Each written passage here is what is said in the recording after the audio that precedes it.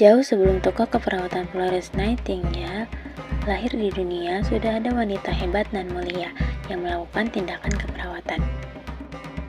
Pada zaman Nabi Muhammad SAW, sekitar ribuan tahun yang lalu, ada seorang perawat muslimah yang ikut berjuang dengan para kepahlawanan kaum laki-laki dalam bidang medis. Sejarah peradaban Islam dikenal dengan kemajuan medisnya. Banyak tokoh terkenal yang bahkan menginspirasi peradaban barat seperti Ibnu Sina dan Ar-Razi.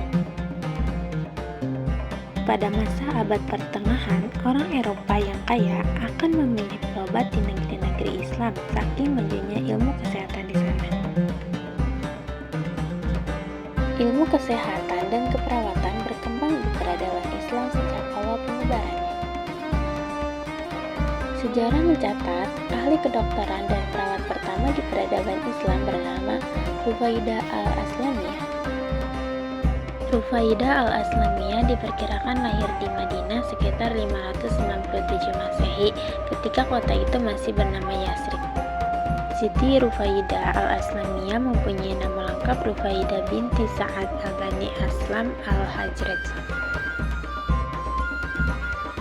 Beliau tergolong ke dalam marga Aslam, merupakan salah satu marga dari suku Hajraj di Madinah, salah satu suku yang terkenal dengan keberanian dan jiwa sosial yang tinggi. Dirinya termasuk golongan pertama yang menganut agama Islam di Madinah. Golongan tersebut dinamakan kaum Ansor. Di Yasrib, dia memang berasal dari kalangan ahli kesehatan atau tabib. Ayahnya Sa'ad al-Aslamiyah adalah tabib terkemuka di Madinah, bahkan menjadi pemimpin profesi ini. Penduduk Arab saat itu menyebut Sa'ad al-Aslami sebagai tabib yang manjur dalam mengobati berbagai penyakit sebab dia menyematkan doa dan jimat yang diketahuinya. Ia seorang pemimpin organisatoris, juga mampu mengerahkan dan memotivasi orang lain. Ia tidak hanya melaksanakan peran perawat dalam aspek klinis semata, tapi juga melaksanakan peran komunitas. Sejak kecil, praktik keperawatan sudah melekat di kehidupannya. Praktik keperawatannya bahkan dilakukan saat usianya remaja sebagai asisten ayahnya. Ia mampu menularkan pengalaman klinis kepada perawat lain, yang tidak hanya itu. Banyak yang mengatakan bahwa semasa hidupnya Rufaidah melaksanakan peran komunitas dan memecahkan berbagai masalah sosial yang berpotensi untuk melahirkan sebuah penyakit.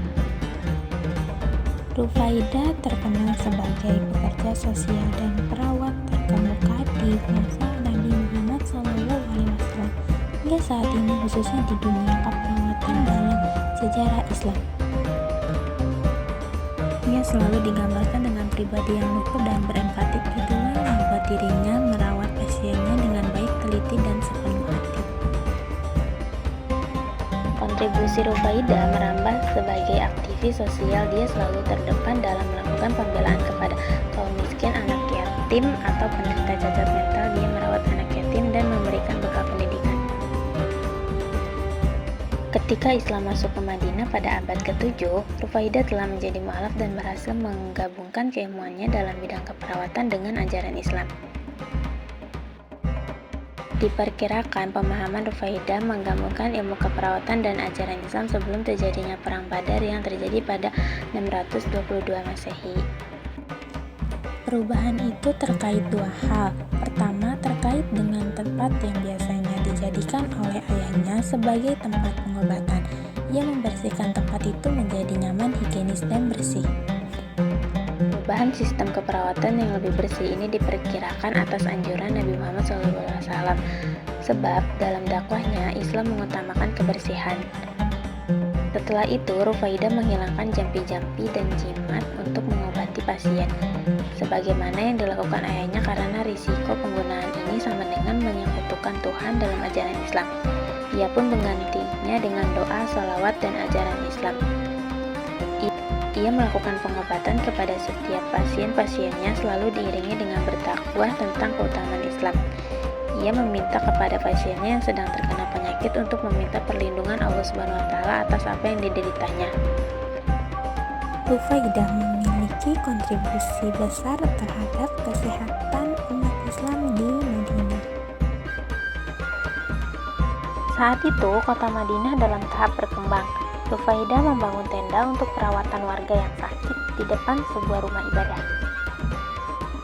Perhatian yang Rufaidah berikan juga tak lepas dari anak yatim, orang dengan gangguan mental atau fisik, hingga kepada mereka yang tidak mempunyai cukup uang.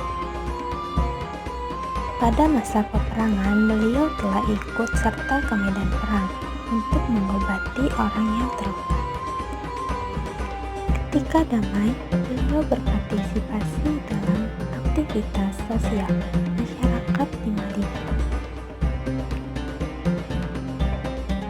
Sebelum peperangan Islam, yakni sekitar tahun 622 Masehi, Rufaidah mengubah metode pengobatan yang diajarkan oleh ayahnya supaya sesuai dengan ajaran Islam. Selanjutnya, ketika peperangan Islam berlangsung sekitar tahun 623 sampai 630 Masehi, beliau siap sedia dalam mengobati tentara Islam yang terluka akibat perang. Rufaidah pun nampak sosok keperawatannya dalam perang Badar, Uhud, Khandaq. Beliau juga membawakan makanan dan minuman untuk semua mujahid yang berperang bersama dengan para wanita yang lainnya. Rufaidah juga mendirikan rumah sakit yang dikenal sebagai tenda palang merah pertama dalam sejarah manusia. Akan tetapi, lokasi ini tidak bisa dipastikan karena tidak ada catatan. Rumah sakit Islam pertama justru baru ada 1 abad kemudian di Kairo dan Baghdad. Umumnya, rumah sakit ini digunakan ketika peperangan karena dapat berpindah-pindah. Rumah sakit ini dikelola oleh para medis wanita yang terlatih. Rasulullah SAW memerintahkan sahabat beliau yang terluka ketika peperangan untuk datang ke tenda Rufaidah.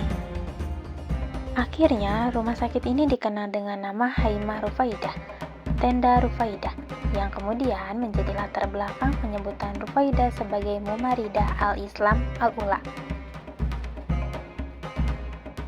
Atas keterlibatannya dalam peperangan Islam, Rufaidah mendapatkan penghargaan khusus dari Rasulullah SAW. Berupa sebuah kalung indah karena beliau telah mengorganisir para perawat dan peran pentingnya sebagai perawat yang berkontribusi terhadap jalannya perang. Banyak yang mengatakan jejaknya dalam dunia keperawatan terbilang senior dibanding para tokoh-tokoh perintis ilmu keperawatan modern seperti Florence Nightingale, Virginia Henderson, Imogene King, Dorothy Ross. Tapi terlepas dari senior ataupun junior, yang perlu ditegaskan, diyakini serta diluruskan adalah segala tokoh dan ilmu keperawatan saling bekerja sama satu sama lain atas perkembangannya dalam tiap peradaban. Dalam sejarah Islam catat beberapa nama yang bekerja bersama Rufaidah seperti Muammarah, Aminah binti Qais al-Ghifariyah, Ummu Aiman, Safiyat, Ummu Sulaiman, dan Hindu. Rufaidah selalu mendahulukan keselamatan pasien dan mengajarkan bahwa perawat harus menghormati martabat orang yang dirawat. Nilai ini masih relevan hingga kini. Tidak jelas bagaimana akhir hayat Rufaidah karena tak tercatat dalam sejarah.